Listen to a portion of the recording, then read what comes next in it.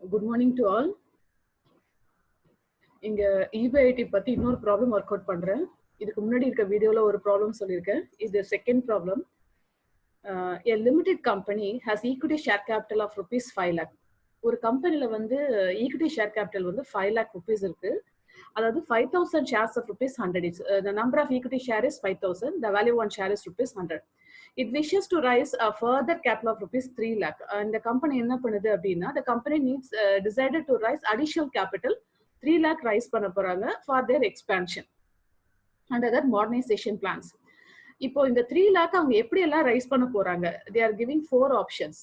இந்த 4 ஆப்ஷன்ஸ் மூலமா ரைஸ் பண்ணா எந்த ஆப்ஷன்ல EPS அதிகமாகும்னு பார்க்க போறோம். The company plans the following financing. The company plans the following financing scheme. The first option is all common stock. Common stockனா ஒண்ணும் கிடையாது, ஈக்விட்டி ஷேர்ஸ் தான் சொல்றாங்க. All common stockனா என்னது? ஏற்கனவே நம்ம கிட்ட 5 lakh equity share capital இருக்கு. Now the company raise additional capital of rupees 3 lakh also through equity shares. அப்ப total 8 lakhs is raised through common stock. அதுதான் first option. செகண்ட் ஆப்ஷன் பாத்தீங்க அப்படின்னா, இப்ப இந்த 3 lakhs பத்தி மட்டும் தான் இங்க பேசுறோம். இங்க பாத்தீங்கன்னா 3 lakhsல 1 lakh through equity shares. Common stock is nothing but equity shares. Out of 3 lakh, 1 lakh is raised through equity shares and the remaining 2 lakhs is raised through debenture at the rate of 10% interest. Third one பாத்தீங்க அப்படின்னா, the entire 3 lakh is raised through debenture. Fourth option பாத்தீங்கன்னா, 1 lakh is raised through equity shares and 2 lakh is raised through preference shares. Rate of dividend 8%. இப்போ இந்த கம்பெனியோட existing earnings before interest and tax, அதாவது EBIT பாத்தீங்கன்னா 1,50,000. EBIT-னா என்ன சொல்லிருக்கேன்? The company profit, the profit just earned by the company. இன்னும் இன்ட்ரெஸ்டோ டாக்ஸோ பே பண்ணாம, this is called gross profit. The corporate rate of tax பாத்தீங்கன்னா 50%. Now we are going to calculate the EPS for each and every options. இந்த இடத்துல வந்து particularஸ்னு போட்டுக்கோங்க.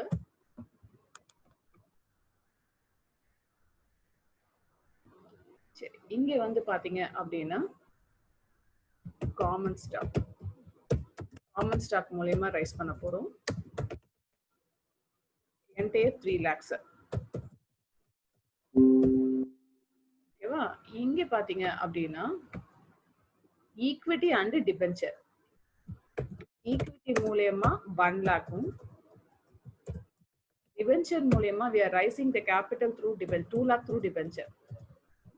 ஓகேவா? Third option பாத்தீங்கன்னா entire 3 lakhs is raised through debenture. Fourth option பாத்தீங்க அப்படின்னா 1 lakh through common stock. Equity மூலமா 1 lakh and then 2 lakh through preference.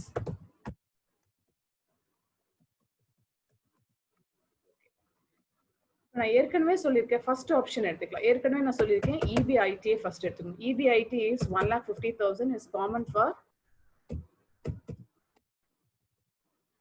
1,50,000, 1,50,000, 1,50,000, 1,50,000.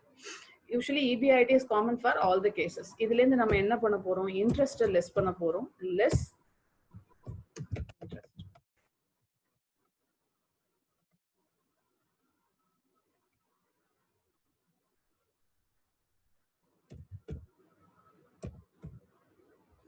எப்போதுமே இப்போ இதுல பாத்தீங்க அப்படின்னா, the company is already having 5 lakh as equity shares. The company raised additional capital of rupees 3 lakhs. So total 8 lakh is raised through equity. So இங்க debentures இருந்தாதான் நம்ம interest பே பண்ற மாதிரி இருக்கும். இங்க entire capital is raised through equity, so no need to pay interest here, nil. இங்க பாத்தீங்க அப்படின்னா ஆல்ரெடி நம்ம கையில இருக்கக்கூடிய 5 lakhs through equity. Now they are raising the additional capital of rupees 1 lakh through equity and 2 lakh through debenture. அப்ப 2 lakh through debenture அப்படிங்கறனால அந்த டிபென்ச்சருக்கான interest பே பண்ணும். அப்ப 2 lakhs இங்க போட்டுக்கோங்க. ஏன்னா இந்த இடத்துல இங்க வர்க்கிங் நோட்ஸ் போட வாங்க. 2 lakh இங்க போறேன்.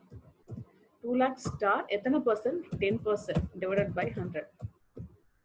அப்ப என்ன வரும்?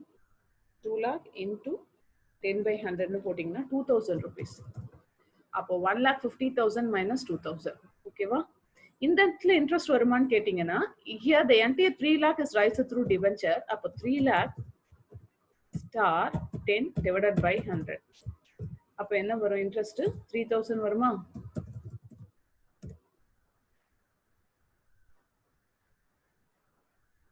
அப்போ 30,000 சாரி.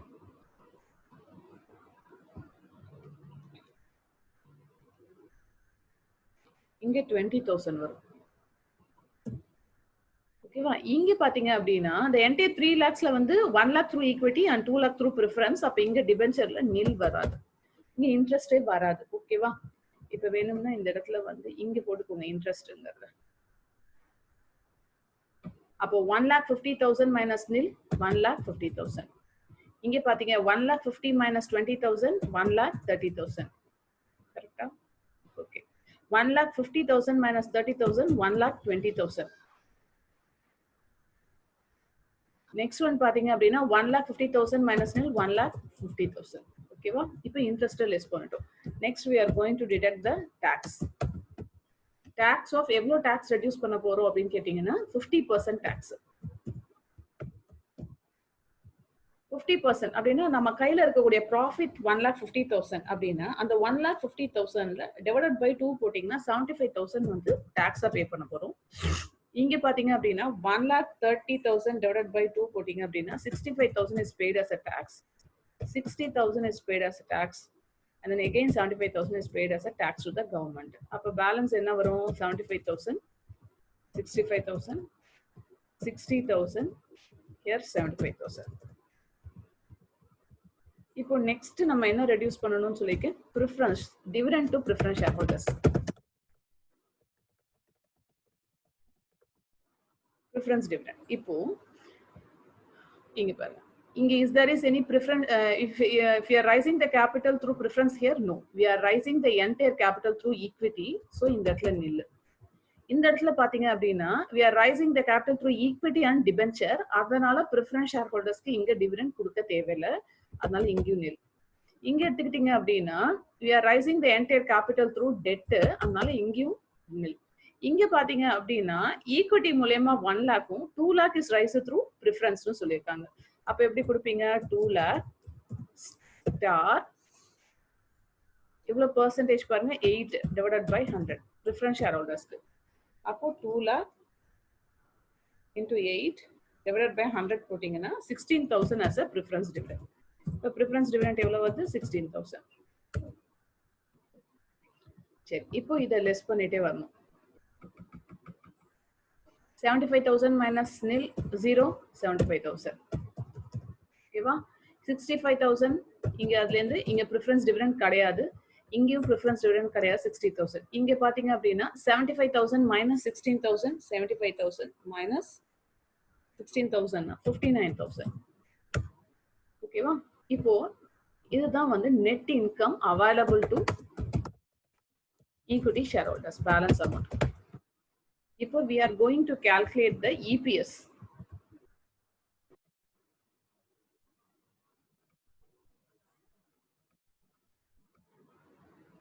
EPS. இப்போ EPS அப்படிங்கிறது earning per share னு சொல்லியிருக்கேன். அதுக்கு என்ன formula? net income divided by number of equity shares. இப்போ for option 1க்கு net income எவ்வளோ? option 1க்கு net income equal to 75,000 divided by number of equity shares. அப்படியே மேல வாங்க, இங்கே கூட EPS calculate பண்ணிக்கலாம். EPSங்கிறது என்ன சொல்லியிருக்கேன்? net income 75,000 divided by number of equity shares. இப்போ see the company is having 5 lakh divided into shares of rupees 100 each. அப்ப கம்பெனில எவ்வளவு equity shares இருக்கு? 5,000 equity shares. இங்க ஒரு 3,000 equity shares. ஆல்ரெடி கம்பெனில 5 lakhs இருக்கு. அப்போ ஒரு ஷேர் ரேட் 100 rupees அப்படின்னா 5,000 equity shares of rupees 100 each plus இங்க ஒரு 3 lakhனா 3,000 equity shares of rupees 100 each. அப்போ டோட்டலா எவ்வளவு வருது? 75,000 divided by 8,000. So the EPS equal to 9.375 rupees. ஓகேவா? இங்க பாத்தீங்கன்னா net income 75,000 65,000 divided by already கம்பெனில எவ்வளவு ஈக்விட்டி இருக்கு 5000 ஈக்விட்டி ஷேர்ஸ் பிளஸ் இங்க பாத்தீங்கன்னா 1 lakh equity shares 2 lakh debenture அப்போ 1000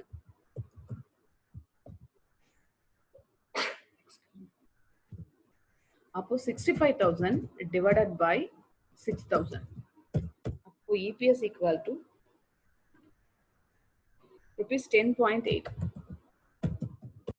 ஓகேவா நெக்ஸ்ட் ஒன் பாத்தீங்க அப்படின்னா 60,000 divided by இங்க பாத்தீங்க ஆல்ரெடி கம்பெனில வந்து 5,000 பிளஸ் டிபென்ச்சர் தான் இங்க எல்லாமே இது entire capital rice through debenture அதனால என்ன பண்ணிருக்காங்க அப்படின்னா ஈக்விட்டி வந்து 5,000 60,000 divided by 5,000 என்ன rupees 12 இங்க எடுத்துக்கிட்டீங்க அப்படின்னா net income is 59,000 divided by 5,000 as a number of equity shares plus இங்க ஒரு equity shares பாத்தீங்கன்னா 1,000 rupees இருக்கு அப்போ ஈக்குவல் போட்டீங்கன்னா 59,000 divided by 6,000 அப்போ ஈக்குவல் டு 59,000 divided by 9.83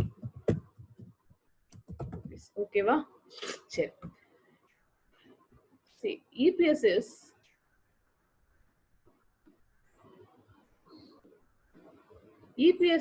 இப்ப எதுல வந்து which option is having the highest EPS அப்படின்னு எடுத்துக்கிட்டீங்கன்னா the third option is having the highest EPS. The reason is here the company already the company is having 5 lakh as a equity share capital. The additional entire 3 lakh is raised through debenture. நான் ஏற்கனவே சொல்லியிருக்கேன் எப்போதுமே ஒரு கேபிட்டலை வந்து அதிகமான கேபிட்டலை நம்ம debenture மூலமா rice பண்றோம் அப்படின்னா வேல்யூ ஆஃப் த ஃபார்மா இருந்தாலும் சரி ஏர்னிங் பர் ஷேரா இருந்தாலும் சரி அது அதிகமா தான் இருக்கும்னு சொல்லியிருக்கேன் ஏன் அப்படின்னா எந்த அளவுக்கு கம்பெனி ப்ராஃபிட் ஏர்ன் பண்ணதோ அந்த அளவுக்கு நம்ம இன்ட்ரெஸ்ட் பே பண்ண தேவையில்லை இன்ட்ரெஸ்ட் என்ன fix பண்ணிருக்காங்களோ because we are paying the fixed amount as a interest to the debenture holders. Here the amount of interest will not rise or fall as volume of profit either increased or decreased.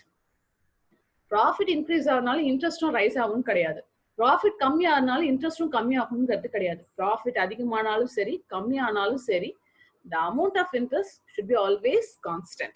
அதனால தான் EPSங்கிறது இங்க அதிகமா இருக்கு ஓகேவா next highest EPS எடுத்துக்கிட்டீங்கன்னா 10.8 நல்லா கவனிச்சு பாருங்க இங்க பாத்தீங்கன்னா out of 3 lakhs a major portion of the capital is raised through debenture மூலமா ரைஸ் பண்ணிருக்கோம் அதனால தான் இங்க EPS வந்து 10.8ல இருக்கு ஓகேவா நெக்ஸ்ட் ஹையஸ்ட் EPS அப்படின்னா இங்க வந்திருக்கு நெக்ஸ்ட் ஒன் பாத்தீங்கன்னா ஈக்விட்டி அண்ட் ப்ரிஃபரன்ஸ் இங்க டிபென்ச்சரே இல்ல ஏன் ப்ரிஃபரன்ஸ் மூலமா ரைஸ் பண்ணும்போது 9.833 வருது இங்க 9.375 வருது அப்படின்னு கேட்டீங்கன்னா ப்ரிஃபரன்ஸ் ஷேர் ஹோல்டர்ஸ்க்கு கூட என்னன்னா no need to pay the entire amount of profit as a dividend வரக்கூடிய ப்ராஃபிட்டை அப்படியே டிவிடெண்டா கொடுக்கணுங்கிற அவசியம் கிடையாது இவங்களுக்கு என்ன பண்ணணும்னா a fixed rate of dividend is mentioned at the time of issuing the shares to the public அந்த ப்ரிஃபரன்ஸ் ஷேர்ஸ் இஷ்யூ பண்ணும்போது நம்ம ரேட் ஆஃப் டிவிடெண்டை ஃபிக்ஸ் பண்ணிடுவோம் so the company earns a profit that 8% or 2% or 5% as a fixed rate of dividend just paid to the preference shareholders அங்க எந்த சேஞ்சஸ்மே இருக்காது கம்பெனில எவ்வளவு profit வந்தாலும் அந்த 8% டிவிடெண்ட் அப்படிங்கிறது ஃபிக்ஸட்